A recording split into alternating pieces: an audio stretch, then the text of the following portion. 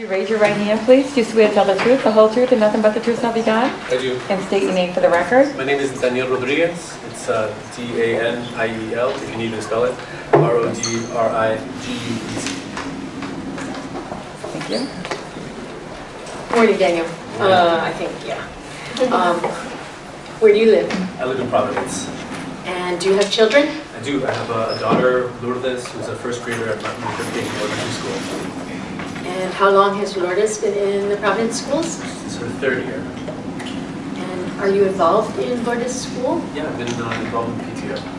And is your family involved in other ways in the school? Sure. My wife is a member of the CAB for MLK, the Community Advisory Board. And why did you get involved in your daughter's school? I got involved in my daughter's school because I see that conditions there aren't great. There's a lot of room for improvement. There's severe funding shortages, bathrooms that are leaking, ceilings that are in terrible conditions. Lots of things that we've seen from the Hopkins report were in evidence at my daughter's school. So I and my family have been participating along with other people to try to improve conditions. And you're aware that the commissioner has proposed a takeover of the Providence Public Schools? Yes, that's why we're here. And did you ask on behalf of your family to be made a party in the show cause order? I did. Why did you ask to be in the show cause order? Sure. I asked because the order as written, the proposed orders as written, seem to miss what I see as a central part of a central element that would be sort of essential for its success, which is a sort of systematic, baked into the process mechanism for community participation in the decision-making process for the state takeover. Now, you're aware that in the order, the commissioner has, in the proposed order, the commissioner has stated that there will be opportunities to give input before, during, and after the development of the turnaround plan. Sure. Why isn't that good enough? I mean, if we could put the text up on the screen, that would be helpful. Oh, actually. The languages, I think we can do it. Or straight here. Okay. So it says, let's see. This is the part that was highlighted before, right? Paragraph 4. Yeah. Upon appointment, the state turnaround superintendent and/or other designees shall immediately begin a process to co-create a turnaround plan with the commissioner before, during, and after the development of such a turnaround plan. The state turnaround superintendent and/or other designees shall designate, be accessible, and be responsive to students, parents, families, educators, and the public broadly. That's that's a good start. This engagement may include, but not be limited to, public forums and current existing structures such as parent organizations and community advisory boards, as well as any new undefined structures at the discretion of the state turnaround superintendent or other designees and commissioner. It's may, at the discretion of, is all quite vague.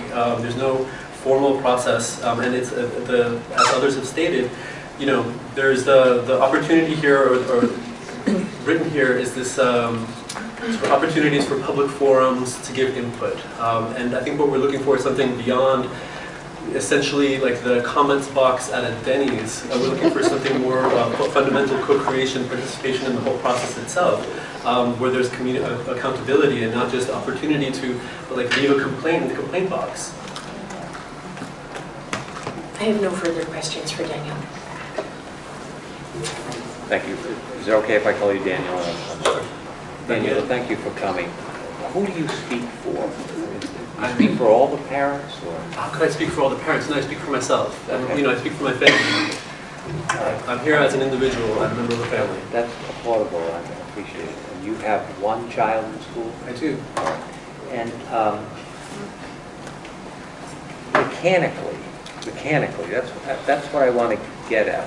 How would it work then for the commissioner to have you and presumably others at the table, other than, you know, forums where the commissioner can listen to your input? How do you think it should work?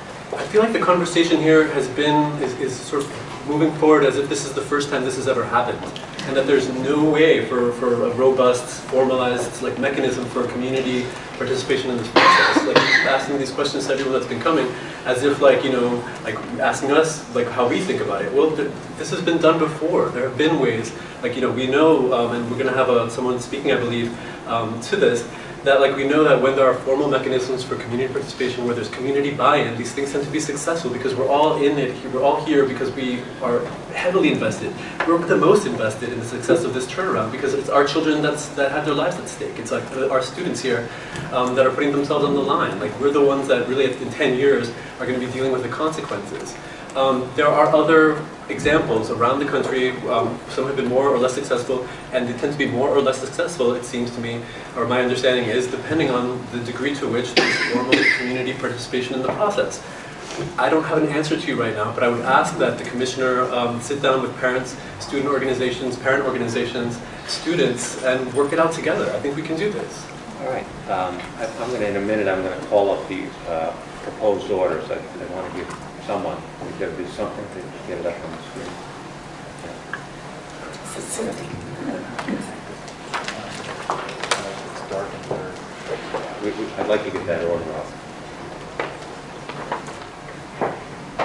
Maybe not. He has it in front of him. Oh, there it is.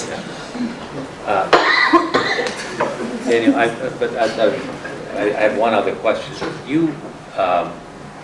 We know Professor Morell is coming up. Obviously, you know him, I take it. Personally, no. You know of him and his work. Are you familiar with the Lawrence model, Lawrence, Massachusetts, the takeover there? I'm familiar that there was a state takeover in Lawrence, Massachusetts, All right. from Massachusetts. How about Union City in New Jersey? Are you familiar with that? No. The only reason I asked, I'm not testing you, but you mentioned other Sure. school departments. I just wanted to know if you knew about those two models, or if you took something from those models, but you don't have any particular model in mind that I could go and look at. No, but I'm sure there are people that can show you particular models Yeah. that have been successful. We've got some. We'll go through that Yeah, with Professor the. Morell will talk about that. So look at 4. I want to key in on the word shall. It says the state turnaround superintendent shall engage, be accessible, and be responsive to students. You propose something more than that. Yes. And I know it, I heard you, but you don't know what it is. You just think it should be more. I absolutely think it should be more, yes. But you don't know what to put in now. Right now, you asked me to rewrite that paragraph? No. Okay. Yeah, I think that's something that it wouldn't be my place to rewrite that paragraph. Rather, like the students that are here, other parents that are here, the student organizations, I'm sure together with the advice of Professor Morell and looking at how other places have done it, we could rewrite that paragraph. And I hope that we can all to get together and rewrite that paragraph. As it stands now, do you think if this proposed order goes in as is, that you'll be harmed? I believe, yes, actually I do. I believe that my daughter's education and the education of my daughter's classmates, the education of the students in the city of Providence, like most of whom are like working class, poor students of color, like there's a lot at stake here. And so yes, I believe that they will be harmed. But you will be or maybe, because let me finish it. Are you saying that if it goes in as it is, that the commissioner won't protect your interests or look out for your interests, or you don't know? I have no doubt that the commissioner has the interests of the students in her heart. Like I believe that she's doing this for the right reasons. However, I also believe that like fundamentally, like with the robust, formalized participation of the community, we can work together to ensure it's going to be a success. I think this will be a plus, and we want to aid her in the process. All right. Very good. Thank you. Nothing further. Just a couple of questions, sir. Again, with respect to every one of the witnesses, I know you're all very sincere, you're all committed. I truly do applaud. Can you use the microphone? I do applaud all of what you're saying, the fact that you care. We heard earlier today that there are approximately 6,000 students in the Providence Public Schools, and that has to be at a minimum hundreds, if not thousands, of parents for those 6,000 students. 24,000. 24,000. I'm sorry, 24,000 students, 6,000 high school, 24,000 students, so there have to be thousands of parents for those students. You're not, obviously you love your daughter, you care, I mean, his daughter, right? You love your daughter, you care about your daughter, you want your daughter to succeed in life and in school. I hope the vast majority of parents feel the same way, whether they live in Providence or Oklahoma, it makes no difference. That's what a parent is supposed to do. But your interests, assuming other parents are well-intentioned as you are, your interest really isn't any different than theirs, meaning they love their children. They want their children to succeed in life. They want their children to succeed in school, correct?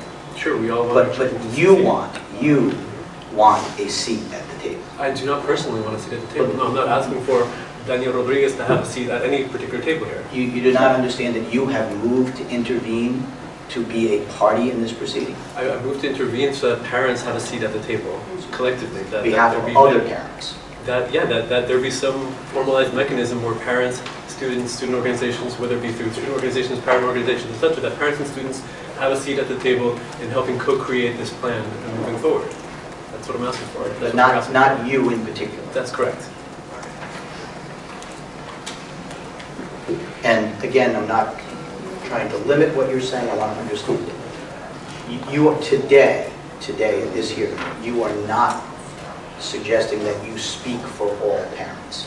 You're talking about your interest as a parent for your child. No more than he speaks for all lawyers. I'm speaking for myself. No, I just want to make sure it's clear. You are speaking for yourself, of course, and you are asking that you be made a party to this proceeding. I'm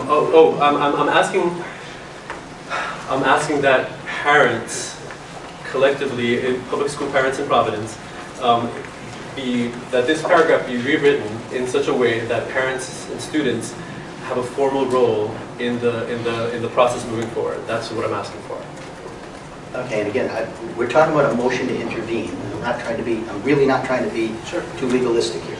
But as I read the motion to intervene, there are a number of very specific persons and entities that are seeking party status, meaning they want to be a party to the show cause proceeding.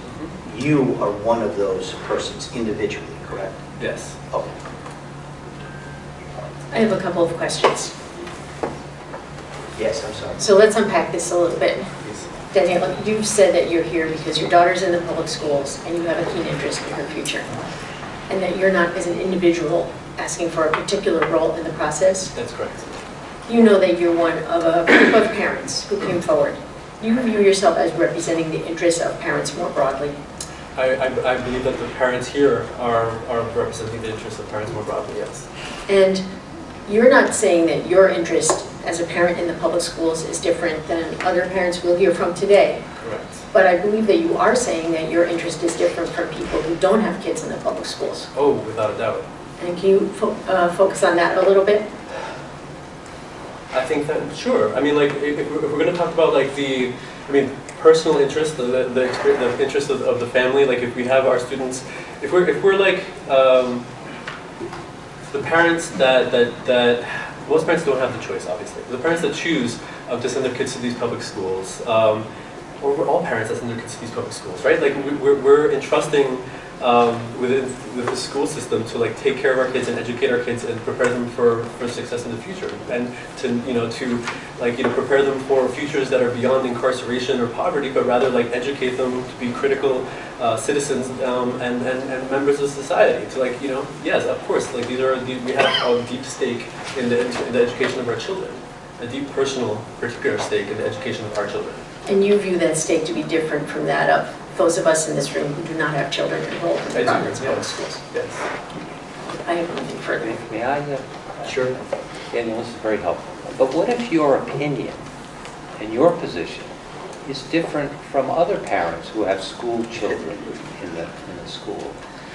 Well, that's why I think moving forward, we should work together to create a mechanism for parents' involvement that's beyond Daniel Rodriguez's opinion. But how would you go about that? Again, you're asking me for the specifics. of how like this process will go moving forward, I think we should save time for Professor Morel to speak to some of these questions. But can you appreciate that you want this change is needed, and we've got to move.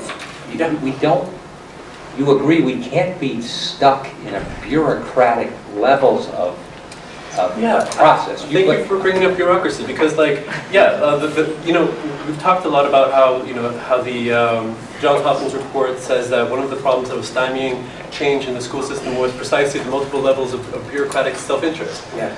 This isn't about bureaucratic self-interest. These people, like parents, aren't employed by the system. We don't have, like, we're here like with our children's like futures in mind. Like, we're not here to get like a raise. We're not here to like renegotiate a union contract. We're not here for any sort of professional self-interest. We're here for the interests of our children. The students are here for their own interests. That's, I think, fundamentally different from the kinds of bureaucratic like problems that have been endemic in the system up until now. But if those interests differ, how does that help move the system? What you're saying is you're going to somehow collectively come together and with one voice sit at the table, or are there going to be 30 of you, or 1,000? The idea is that we figure out a way to collectively come to the table and work together. Yeah. And we haven't. That's left to the experts. Not left to the experts. The parent, the particular mechanism for coming together. Yeah. I think we all need to sit together. No, not leave that to the experts, but the experts can give us some models for models that have been successful. Okay, helpful. Thank you. Sure. I'm all set. Thank you. Thank you. Thank you, Danielle.